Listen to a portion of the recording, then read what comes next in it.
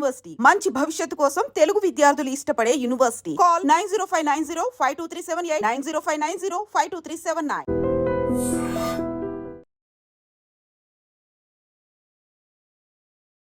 అందరికీ నమస్కారం. Welcome back to iDream media. నేను మీ ఝాన్సీ.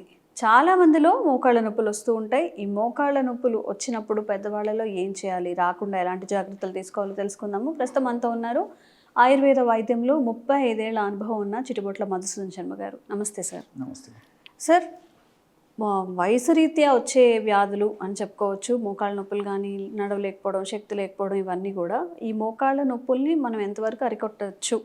ఆయుర్వేదంలో ఎలాంటి మెడిసిన్స్ అయినా ఉన్నాయా దీనికోసం? ఉన్నాయమ్మా, ఆయుర్వేదంలో ఉన్నాయమ్మా. ఆయుర్వేద వైద్య విధానంలో అంతర్భాగమైనటువంటి గృహ వైద్య విధానాలు ఉన్నాయి, జానపద వైద్య విధానాలు ఉన్నాయి, తర్వాత ఈ పల్లెల్లో చేసేటువంటి వైద్య విధానాలు ఉన్నాయమ్మా. చాలా వైద్యాలు ఉన్నాయమ్మా వీటికి సంబంధించి. సో ఈ మోకాళ్ళ నొప్పుల సమస్య కామన్ ప్రాబ్లం అయిపోయింది. ఏ విధంగా అయితే ఈ షుగర్లు, బీపీలు, ఈ హార్మోనల్ ఇంబ్యాలెన్స్ సమస్య ఏందో వాటికి తోడు నేను కూడా ఉన్నానంటూ మోకాళ్ళ నొప్పుల సమస్య కూడా ఎక్కువ మందిలో కలుగుతూ ఉందమ్మా. దీనికి కారణాలు అనేకం. సో ఈ మోకాళ్ళ నొప్పుల సమస్యకి చాలా మందికి ఏమిటంటే అవగాహన లేకపోవడం చేత విచ్చలవిడిగా విచక్షణ రహితంగా మరి షాపుల్లోకి వెళ్ళేసేసి ఆ నొప్పులు తగ్గేదానికి వస్తుందని చెప్పేసి టాబ్లెట్స్ తెచ్చుకుని డాక్టర్స్ కూడా వద్దంటారమ్మా. కానీ మన వాళ్ళకి ఏంటంటే ఇమ్మీడియట్ రిలీఫ్ కావాలి. డాక్టర్స్ కూడా తప్పని పరిస్థితుల్లో కొన్నాళ్ళు వాడేసి ఆపేసి కొన్ని జాగ్రత్తలు తీసుకోమని చెప్తారు, కానీ లైఫ్ లాంగ్ దీర్ఘకాలం వాడమని చెప్పరమ్మా. సో తప్పని పరిస్థితులు అయితే ఏదో మరి గత్యంతరని పరిస్థితుల్లో సింపుల్ మెడిసిన్స్ సలహా ఇస్తారు, కానీ మన వాళ్ళు ఏంటంటే ఏదో పప్రిమెంట్ లాగా తెచ్చుకోవడం, మింగడము, ఏదో ఆ రోజు గడిచిపోతుంది సరిపోతుంది, కానీ రేపు భవిష్యత్తు గురించి ఆలోచన చేసేటువంటి వాళ్ళు చాలా తక్కువ అమ్మా. సో ఒక్కసారి ఆధునిక కృత్రిమ రసాయన ఔషధాలు, పెయిన్ కిల్లర్స్ ప్రభావం వల్ల దురదృష్టవశాత్తు అవయవాలు ఏదైనా డ్యామేజ్ అయిపోతే they are called irreversible damages. Okay, అంటే అవయవం డ్యామేజ్ అయితే దాన్ని మళ్ళీ నార్మల్ స్టేజ్కి తేవడం కష్టం తల్లి. సో చాలా మందికి తెలియదు.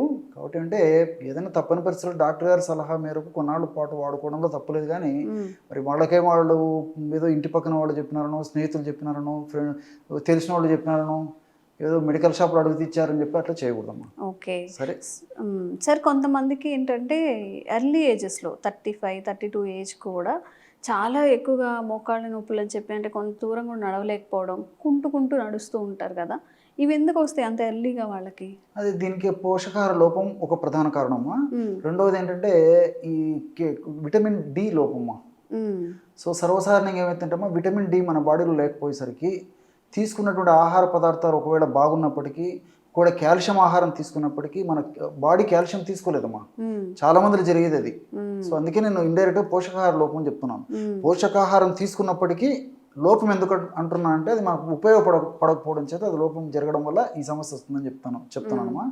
సో డి విటమిన్ మనకు సూర్యభగవానుడు నేను ఉన్నాను, నన్ను సద్వినియోగం చేసుకోండి, నా ఆశీర్వాదం పొందండి అన్నప్పటికీ మనకేదో ఆ భాగ్యం కలగడం లేదమ్మా. చాలా మందిలో చిన్నపిల్లల నుంచి పెద్దల వరకు అట్లుంది.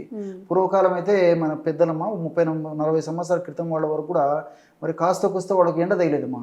ఈ రోజుల్లో మరి చిన్నపిల్లల నుంచి ఏసీ, ఇంట్లో ఏసీ, ఆఫీసుల్లో ఏసీ, స్కూల్స్లో ఏసీ, వెహికల్స్లో ఏసీ దాటి మనం బయట ఉండేటువంటి పరిస్థితి ఏర్పడిందమ్మా. దీనివల్ల డి విటమిన్ లోపం వస్తుంది, అదో ఒక కారణము. రెండోది ఏమంటే ఈ fast foods, junk foods, bakery foods ఇలాంటివి ఎక్కువ తీసుకోవడం కారణము. వీటన్నిటికి తోడు ప్రధానమైన కారణము సాల్ట్ వినియోగం ఎక్కువ తీసుకోవడమ్మా. యాక్చువల్గా వరల్డ్ హెల్త్ ఆర్గనైజేషన్ వాళ్ళు కూడా సగటు మనిషికి రోజు 5 గ్రాముల మించి సాల్ట్ తీసుకోకూడదని చెప్పేసి నొక్కి ఒక్కానిస్తుంటే ఆవరేజ్గా ఇంచుమించు మనం కూడా 15-20 గ్రాముల వరకు సాల్ట్ 24 గంటల్లో తీసుకుంటున్నాం ప్రతిరోజు. ఊహించండి. సో ఎముకలను కొరికేసేసి కీళ్ళ జబ్బులు వచ్చేదానికి అది కూడా కారణం అవుతుంది. ఇలా మల్టిపుల్ రీజన్స్ వల్ల చిన్న వయస్సులోనే మోకాళ్ళ నొప్పులు, దానికి తోడు వెయిట్, తర్వాత ఈ షుగర్ లాంటి సమస్యలు కొంతమందికి రావడము, ఇలాంటివి అనేక రకమైన కారణాల వల్ల ఈ మోకాళ్ళ నొప్పులు వస్తున్నాయమ్మా. దీనికి మంచి రెమెడీస్ ఉన్నాయమ్మా. ఇంతకుముందు కూడా మనం కొన్ని వీడియోస్ కూడా చాలా మంచి వీడియోస్ చేసాము. ప్రాక్టికల్ కొన్ని చేసి కూడా చూపించాము ఎలా తయారు చేసుకోవాల్సింది. సో అలాంటివన్నీ వాడేసేసి చాలా చక్కటి ఫలితాలు పొంది మా ఫీడ్బ్యాక్ కూడా ఇవ్వడం జరిగిందమ్మా. చాలా మంచి ఫీడ్బ్యాక్ ఇచ్చారు, చాలా హ్యాపీగా ఫీల్ అవుతున్నాను. సో అలాంటిదే మళ్ళీ ఒకటి చెప్తానమ్మా. ఇవి కూడా చాలా చౌకగా దొరుకుతుంది, చీప్లో అంటే మెడిసిన్ దొరుకుతుంది, ఐటమ్స్ తక్కువ, ఈజీగా తయారు చేసుకోవచ్చు, ఈజీగా వాడుకోవచ్చు, రిజల్ట్ కూడా ఈజీగా వస్తుందమ్మా. ఎలాగంటే వావిలాకు పొడి అని చెప్పేసి దొరుకుతుందమ్మా. వావిలాకు పొడి. వావిలాకు పొడి. పల్లెల్లో అయితే వాయిలాకు వాయిలాకు వాయిలాకు అంటారు. అంటారు. అంటే అవును. వాతాన్ని తగ్గించేది. వాయి అంటే వాతం అని, అంటే పెయిన్ అని చెప్పేసి వాళ్ళ భాషలో అమ్మా. పెయిన్ తగ్గించేటువంటి వాటిలో అత్యద్భుతమైనటువంటి ఔషధ గుణాలు వావిలాకు ఉన్నాయమ్మా. ఓకే. సో వాయిలాకు పొడి అంటారు. కొంచెం చదువుకున్న వాళ్ళైతే వావిలాకు పొడి అంటారు. మరి కొంచెము సంస్కృత పరిజ్ఞానం ఉన్నటువంటి వాళ్ళైతే నిర్గుండి చూర్ణం ఉంటారు. అమ్మో, నిర్గుండి చూర్ణం. మేబీ అందరికీ తెలియకపోయినా వావిలా కంటే అందరికీ తెలుస్తుంది. సంస్కృతం పేరు నిర్గుండి. నిర్గుండి అంటే వావిలి. ఓకే. కాబట్టి వావిలాకు చూర్ణం మనకు మార్కెట్లో దొరుకుతుంది. సో ఒక 50 గ్రామ్స్ వావిలాకు చూర్ణం తీసుకోవాలి. అదేవిధంగా శొంఠి పొడి ఒక 5 గ్రాములు, మిరియాల పొడి ఒక 5 గ్రాములు, బెల్లం ఒక 50 గ్రాములు. అన్ని తెలిసినవి తల్లి, దీంట్లో కొత్తవి ఏం లేదు. ఏదో ఇవి రోజుల తరబడి తయారు చేసుకున్న పరిస్థితి లేదు. జస్ట్ మనకు అవగాహన ఉంటే చాలమ్మా, ఈజీగా తయారు చేసుకోవచ్చు. సో వావిలా ఫస్ట్ ఏం చేయాలంటే బెల్లాన్ని దంచేసేయాలమ్మా. 50 గ్రాముల బెల్లం తీసుకొని రోట్లో కానీ లేకపోతే ఏదైనా పొడిలాగా చేసుకుని, ఇప్పుడు బెల్లం పొడి కూడా దొరుకుతుంది, మనసుంటే మార్గం ఉంది. సో బెల్లం పొడి దొరుకుతుందమ్మా, ఇంకా ఈజీ. సో ఒకవేళ లేకపోతే బెల్లం గడ్డ దొరికితే దంచుకొని పొడిలాగా చేసుకోవచ్చు. అందులో 50 గ్రాముల వావిలాకు పొడి, 5 గ్రాముల శొంఠి, 5 గ్రాముల మిరియాలు అంతా కలిపేసేదమ్మా. మేము రోట్లో వేసి మెత్తగా దంచితే ముద్దలాగా అవుతుంది, మిక్సీలో వేసేస్తే పొడిలాగా అవుతుంది. రెండోది ఏంటంటే ఒక బెల్లంలో తేమ శాతం ఒకవేళ ఎక్కువగా ఉంటే ముద్దలాగా అవుతుంది, తేమ శాతం తక్కువ ఉంటే పొడి అవుతుంది.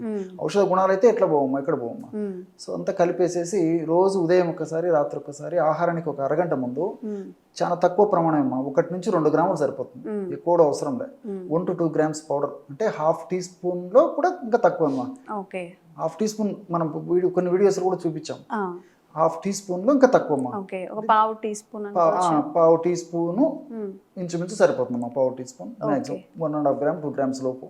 సో అంత పౌడర్ తీసుకొని తేనె తీసుకోవచ్చు, వాటర్లో కలుపుకొని తీసుకోవచ్చు, లేకపోతే ఒక 50 ml మిల్క్లో కలుపుకొని తీసుకోవచ్చు. సో ఎలా తీసుకున్నప్పటికీ ఆ మోకాళ్ళ నొప్పుల సమస్య తగ్గిపోతుంది. చిన్న వయసు వాళ్ళకు మోకాళ్ళ నొప్పులు తగ్గుతాయి, వాళ్ళకు ఉంటాయి. పెద్ద వయసు ఉన్నటువంటి వాళ్ళు కూడా మోకాళ్ళ నొప్పులు తగ్గుతాయమ్మా. ఇంకోటి ఏంటంటే ఆధునికంగా కూడా శాస్త్రీయంగా కూడా ఈ వాగులాకు మీద రీసెర్చ్ జరిగిందమ్మా. ఫ్రిడిలిన్ అని చెప్పేసి ఒక కెమికల్ ఉందంట ఇందులో. ఇది అనాల్జిసిక్ అంటే నొప్పిని తగ్గించేటువంటిది. ఈ ఫ్రిడిలిన్ అనేటువంటి పదార్థం వాయువులో ఉండడం చేత నొప్పిని తగ్గించేటువంటి గుణము, ఆ ఇన్ఫ్లమేషన్ తగ్గించేటువంటి గుణం ఉన్నట్లు రీసెర్చ్ కూడా ప్రూవ్ అయిందమ్మా.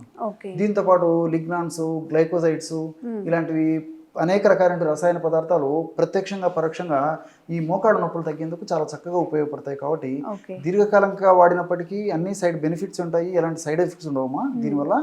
సో ఒక షుగర్ వ్యాధిగ్రస్తులు, వెయిట్ ఎక్కువ ఉన్నటువంటి వాళ్ళు మాత్రం ఈ బెల్లాన్ని మినహాయించి మిగతా పదార్థాలతో కలిపి ఔషధం తయారు చేసుకుని వాడుకోవచ్చమ్మా.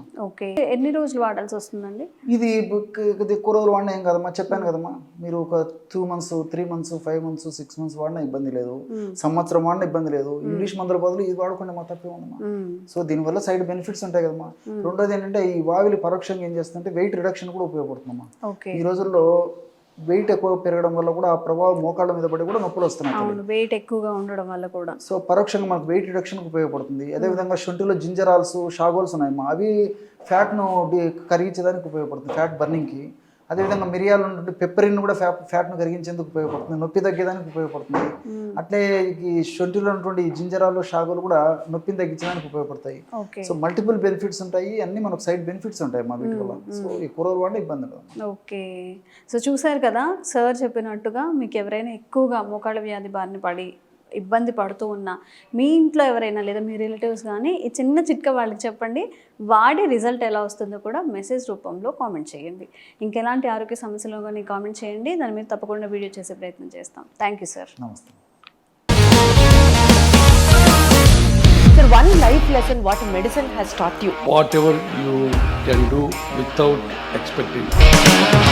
బట్ ఐ రియలీ బిలీవ్ మన పాజిటివ్ యాటిట్యూడ్ ఉంటేనే మనం ఏదైనా సాధించగలం. గట్ ని మనం కరెక్ట్ గా డీల్ చేసినట్లయితే అది మనకి పాజిటివ్ హార్మోన్స్ ని రిలీజ్ చేస్తుంది. షుగర్ వచ్చిన వాళ్ళ పరిస్థితి ఏంటి? పొట్ట దగ్గర పెరిగితే దాన్ని ఆండ్రాయిడ్ అంటారు, ఆండ్రాయిడ్ ఫోన్ కదా. అసలు థాట్స్ ఎందుకు వస్తాయి? బ్రెయిన్ డెడ్ అంటే దానికి ప్రపంచం అంతా కూడా కొన్ని నిర్దిష్టమైనటువంటి లక్షణాలు ఉన్నాయి. మానసికంగా ధైర్యంగా ఉంటే క్యాన్సర్ జయించవచ్చు. You are a doctor for a cause sir, అంతే. వాళ్ళకి వచ్చిన ఆదాయం కాకుండా ఫ్రీ సర్వీస్ ఎంతమందికో చేస్తారు.